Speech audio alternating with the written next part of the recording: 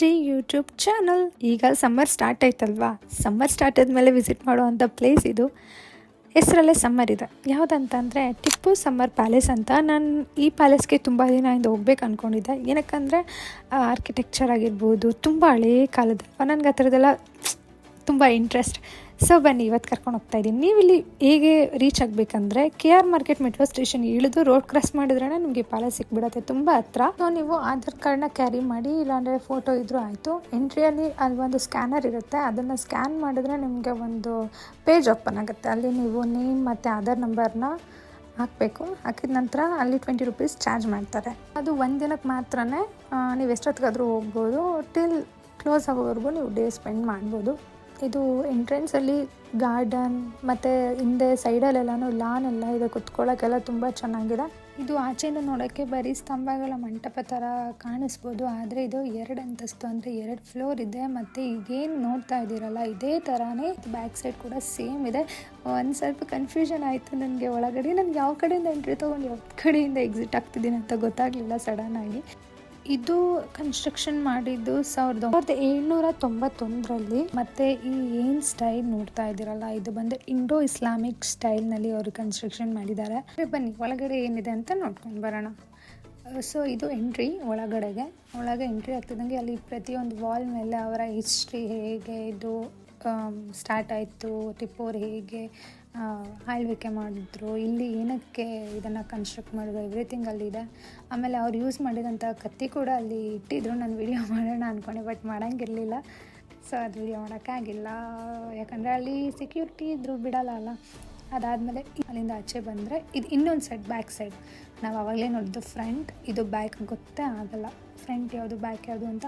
ಮತ್ತು ಇದೇ ಥರ ಇನ್ನೊಂದು ಸೈಡ್ ಕೂಡ ನಾನು ನೋಡಿದೆ, ಅದನ್ನು ಕ್ಲೋಸ್ ಮಾಡಿದ್ದಾರೆ. ಬಿಕಾಸ್ ಅದೆಲ್ಲ ಪೂರ್ತಿ ವುಡ್, ತುಂಬ ಹಳೇದಾಗಿರೋದ್ರಿಂದ, ಅಂದರೆ ಬ್ರೋಕನ್ ಆಗಿದೆ ಅಂದ್ಬಿಟ್ಟು ಯಾರನ್ನೂ ಎಂಟ್ರಿ ಕೊಡ್ತಾ ಇಲ್ಲ. ಅಲ್ಲಿ ಕೆಳಗಡೆ ಹೋದರೆ ಮೇಲೆ ಕುತ್ಕೊಳ್ಳೋಕ್ಕೆ ಸ್ವಲ್ಪ ಸ್ಪೇಸ್ ಮಾಡಿದ್ದಾರೆ. ಅಲ್ಲಿ ಕುತ್ಕೊಂಡು ಟಿಪ್ಪು ಅವರು ದರ್ಬಾರ್ ನಡೆಸ್ತಿದ್ರು ಅಂತ. ನಿಮಗೆ ಆಗಲೇ ಹೇಳಿದೆ, ಇನ್ನೂ ಒಂದು ಸೈಡಲ್ಲಿ ಇದೇ ಥರನೇ ಇದೆ, ಅಲ್ಲಿ ಎಂಟ್ರಿ ಕೊಡ್ತಾ ಇಲ್ಲ ಅಂತ.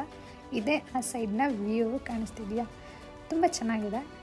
ಫುಲ್ ವುಡನ್ ಪಿಲ್ಲರ್ಸ್ ಇದೆ. ಅಲ್ಲಿ ಯಾರಿಗೂ ಎಂಟ್ರಿ ಕೊಡ್ತಾ ಇಲ್ಲ, ಅಂದರೆ ಮೆಟ್ಲು ಮೇಲೆಲ್ಲ ಹತ್ತಕ್ಕೆ ಚಾನ್ಸ್ ಇಲ್ಲ. ಇಲ್ಲಾಂದರೆ ಓಡಾಡ್ಬೋದು, ಫೋಟೋಸು ತಗೋಬೋದು. ಇದು ಔಟ್ಸೈಡ್ ಈ ಥರ ಕಾಣುತ್ತೆ ನೋಡಿ. ಇನ್ನೂ ನೋಡಿಲ್ಲ ಅಂದರೆ ವಿಸಿಟ್ ಮಾಡಿ, ತುಂಬ ಚೆನ್ನಾಗಿದೆ ಪ್ಲೇಸು. ಒನ್ ಡೇ ಆರಾಮಾಗಿ ಕಳೀಬೋದು. ತುಂಬ ಪೀಸಾಗಿದೆ, ಕೂಲಾಗಿದೆ ಈ ಸಮ್ಮರ್ಗೆ. ನಾನು ತುಂಬ ಹೊತ್ತಲ್ಲೇ ಇದ್ದೆ, ಚೆನ್ನಾಗಿದೆ ಅಂತ ಅನ್ನಿಸ್ತು. ಪ್ಲೇಸ್ ನೋಡಿದ್ರಾ? ಬನ್ನಿ ಆಚೆ ಸುತ್ತಮುತ್ತ ಹೇಗಿದೆ ನೋಡೋಣ.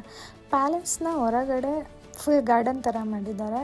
ಲಾನ್ ಎಲ್ಲ ಇದೆ ನೋಡಿ. ಅಲ್ಲಿ ಕುತ್ಕೊಳ್ಳೋಕ್ಕೆ ಜಾಗ ಕೂಡ ಇದೆ, ಅಲ್ಲಿ ಕುತ್ಕೊಂಡು ಟೈಮ್ ಸಹ ಸ್ಪೆಂಡ್ ಮಾಡ್ಬೋದು.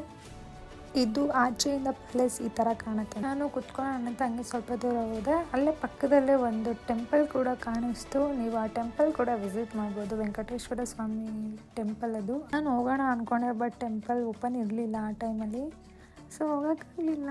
ಪ್ಯಾಲೇಸ್ ನೋಡಿದ್ದಾಯಿತು. ನಾನು ತುಂಬ ಟೈಮಲ್ಲಿ ಸ್ಪೆಂಡ್ ಮಾಡಿದೆ, ಸಖತ್ತಾಗಿತ್ತು ಬರೋ ಫೀಲಿಂಗ್ ಮಾತ್ರ. Tata. Tipu Sultan summer palace. ಮತ್ತು ಯಾವಾಗಾದರೂ ಫ್ರೆಂಡ್ಸ್ ಜೊತೆ ವಿಸಿಟ್ ಮಾಡ್ತೀನಿ.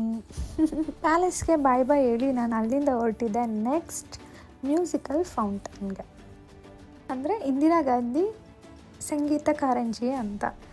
ಇಲ್ಲಿ ನೀವು ರೀಚ್ ಆಗಬೇಕಂದ್ರೆ ಕಬ್ಬನ್ ಪಾರ್ಕ್ ಮೆಟ್ರೋ ಸ್ಟೇಷನ್ ಹತ್ರ ಆಗುತ್ತೆ.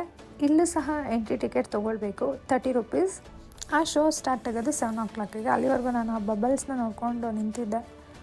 ನನಗೆ ಇವಾಗಲೂ ಬಬಲ್ಸ್ ಅಂದರೆ ಇಷ್ಟ. ನಿಮ್ಗೆ ಇಷ್ಟ ಅಲ್ವಾ ಹೇಳಿ? ಫಸ್ಟ್ ಟೈಮ್ ಅಷ್ಟು ದೊಡ್ಡ ದೊಡ್ಡ ಬಬಲ್ನ ನೋಡಿದ್ದು ನಾನು, ಅದಕ್ಕೆ ಸ್ವಲ್ಪ ಹೊತ್ತು ಅಲ್ಲೇ ನಿಂತ್ಕೊಂಡು ಹೊಡಿತಾ ಇದ್ದೆ. ಆಟ ಆಡಿದ್ದು ಸಾಕು ಅನ್ನಿಸ್ತು. ಆಮೇಲೆ ಎಂಟ್ರಿ ತೊಗೊಂಡೆ. ಸೊ ಇದು ಒಳಗಡೆ ಪಾರ್ಕ್ ಇದೆ.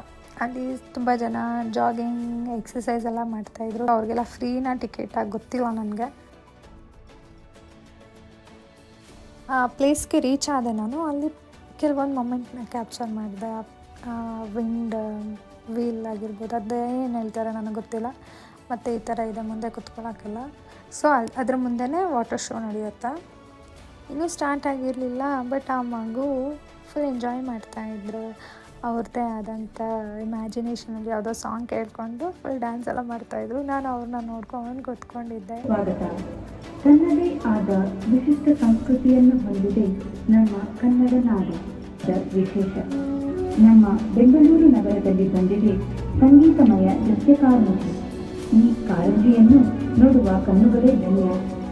ಪ್ರಕೃತಿದತ್ತವಾದ ಬೆಳಕು, ನೀರು, ಬಣ್ಣ, ಧ್ವನಿ ಹಾಗೂ ನಾದಗಳನ್ನು ಹೊರಹೊಮ್ಮಿಸುವಂತೆ ಇರುವ ಈ ಕಾರಂಜಿ ನಮ್ಮ ಕನ್ನಡ ನಾಡಿನ ಜನರ ಭವ್ಯ ಪರಂಪರೆ.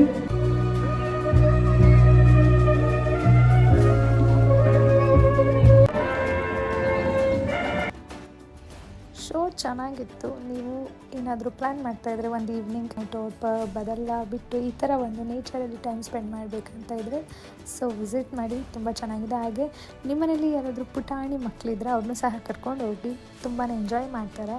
ಹಾಗೆ ಇದ್ರ ಆಪೋಸಿಟ್ಗೆ ನೆಹರು ಪ್ಲಾನಿಟೋರಿಯಂ ಕೂಡ ಇದೆ. ನೀವು ಅಲ್ಲಿ ಸಹ ಮಕ್ಕಳನ್ನ ಕರ್ಕೊಂಡು ಹೋಗ್ಬೋದು. ಮಕ್ಕಳೇ ಯಾಕೆ, ನಾವು ಕೂಡ ವಿಸಿಟ್ ಮಾಡ್ಬೋದು. ತುಂಬ ಚೆನ್ನಾಗಿದೆ. ಅಲ್ಲಿ ಸೈನ್ಸ್, ಯೂನಿವರ್ಸ್, ಪ್ಲಾನೆಟ್ಸ್ ಬಗ್ಗೆ ಎಲ್ಲ ತಿಳ್ಕೊಳಕ್ಕೆ ಸಿಗುತ್ತೆ. ಸೊ ಇದಾಗಿತ್ತು ನನ್ನ ಮಿನಿ ವ್ಲಾಗ್. ವಿಡಿಯೋಗೆ ಲೈಕ್, ಶೇರ್, ಕಮೆಂಟ್ ಮಾಡೋದನ್ನು ಮರಿಬೇಡಿ. ಹೀಗೆ ನನ್ನ ಸಪೋರ್ಟ್ ಮಾಡಿ ಅಂತ ಕೇಳ್ಕೊಳ್ತಾ, love you all, bye, take care.